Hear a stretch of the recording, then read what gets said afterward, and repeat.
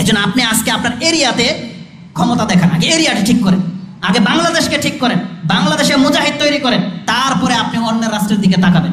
আজকে আপনার উপরে বিপদ চেপে যাবে, খুব কয়েকদিন পরে আপনি দেখবেন, তখন আপনি কোথায় থাকবেন?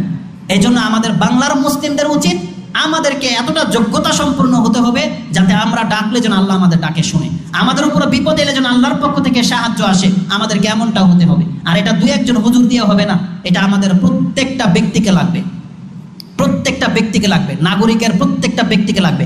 আপনি একটা ইম্পর্টেন্ট পার্সন, আপনি জেনে নেন। এই পৃথিবীটাকে টিকিয়ে রাখার জন্য প্রত্যেকটা মুসলিম ইম্পর্টেন্ট পার্সন। কারণ রাসূল বলেছেন, মুসলিম যতদিন পর্যন্ত বেঁচে থাকবে পৃথিবীতে কিয়ামত আসবে না। তার মানে হচ্ছে প্রত্যেকটা মুসলিম এই পৃথিবীকে টিকিয়ে রাখার জন্য একটা গুরুত্বপূর্ণ পার্সন। তবে জেনে নেন, বাংলার জমিনে যদি আপনি বিপদ দেখতে না চান, তাহলে অবশ্যই আমাদেরকে তওবা করে আল্লাহর রাস্তা ধরে নিতে হবে। অবশ্যই আমাদেরকে আল্লাহ সুবহানাহু ওয়া তাআলার তাওহীদের উপরে আসতে হবে।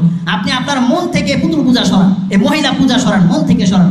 আমরা আমাদের শেখদেরকে জিজ্ঞেস করি পার্সোনাল পেলে, যে শেখ বহু প্রশ্ন তো আমাদের কাছে আসে, এই যে নারী নেতৃত্ব, আব্দুর রাজ্জাক বিন ইউসুফ হাফিজাহুল্লাহ তার বক্তব্য অনেক হাইলাইট হয়, সেজন্য তারটা বেশি প্রচার হয় জানেন। কিন্তু আপনারা যারা সাক্ষী আছেন, যারা আমার বক্তব্যে যাদের কান পর্যন্ত যায়, আপনি বলেন তো দেখি, এই মেম্বরে নারী নেতৃত্বের ব্যাপারে আমার চাইতে বড় ভূমিকা, বড় বক্তব্য আর কে দিয়েছে? একজনের নাম বলেন, বাস একজনের নাম বলেন।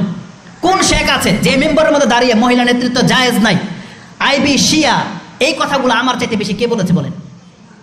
কিন্তু আমরা তো ছোট মানুষ, ওগুলো তো হাইলাইট হয় না, প্রকাশন, আমরা ওটাকে চাইও না। কিন্তু আমি আমার দায়িত্ব থেকে বলছি, দায়িত্ব থেকে।